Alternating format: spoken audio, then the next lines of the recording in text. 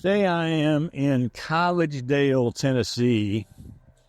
I've got a bunch of yard work going on over here, so we're going to test out how well my microphones are going to drown that out. If you don't know, Collegedale is a little suburb of Ooltewah, which is a little suburb of Chattanooga. They're all connected. But it's also the home of Little Debbie Snap Cakes. You're probably familiar. It's home of the Southern Adventist University for the Southern Adventist Church, Seventh-day Adventist Church. And it is also the home of one of the most celebrated war heroes from World War II that you probably would never have even heard of if it hadn't been for Mel Gibson.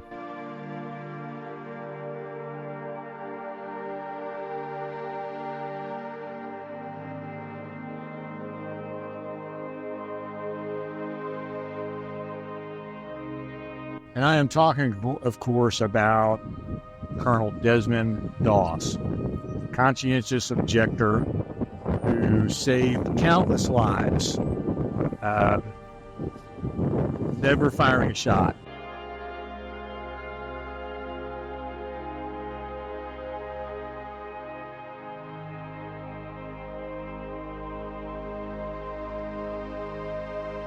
Around this park are the 50 state flags, and at the base of each flag is a plaque that commemorates the date that became a state, that area. Tennessee was number 16, and it goes all the way around to the very last ones.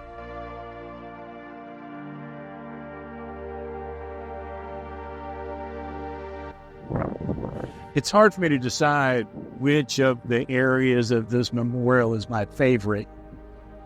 But if I had to choose, it would come down to one of two. One is this monument to the conscientious objector. And the monument says, let me just read it to you. To those who served in the military while refusing to bear arms, thank you for defending your country in harmony with your conscience. Your willingness to go into harm's way unarmed demonstrates a faith that inspires all Americans. Thank you for not refusing to serve. And I think the other is the combat medic doc, because that speaks most directly to Desmond Doss. Men who went into battle with no guns whatsoever, with one express purpose, and that was to save the lives of their comrades. And of course, the centerpiece of this memorial is, of course, Desmond Doss. And they commemorate receiving the Congressional Medal of Honor from Harry Truman, who notably said, "I consider this to be a higher honor than being president." I'd say he was right. Let me read you just a little bit of the inscription here.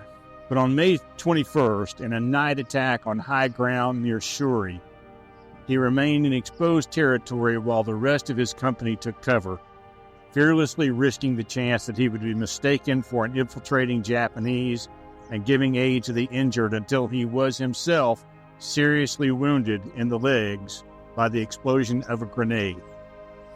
Rather than call another aid man from cover, he cared for his own injuries and waited 5 hours before litter bearers reached him and started carrying him to cover.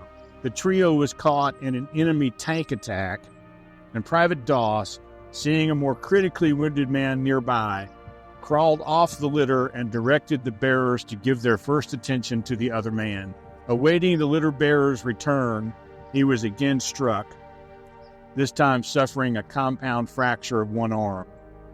And with magnificent fortitude, he bound a rifle stock to his shattered arm as a splint, and then crawled 300 yards over rough terrain to the aid station.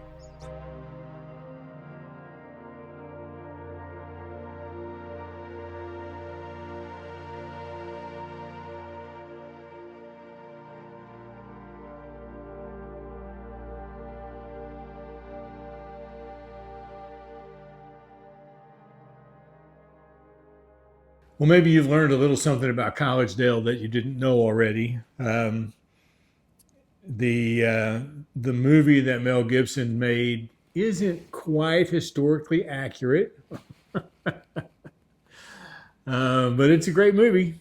Couple of things about this video. I really struggled with the audio, as you can tell.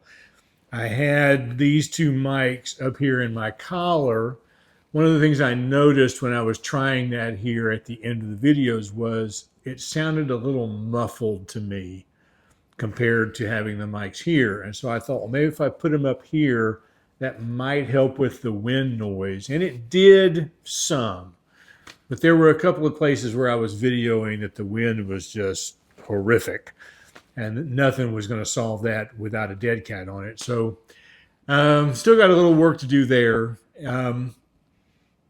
But, it wasn't horrible. I wasn't happy with the music, but I was just trying to find something quiet to put under me to sort of balance out that, because the clips that I made where I wasn't talking, the wind was so loud I couldn't use the sound.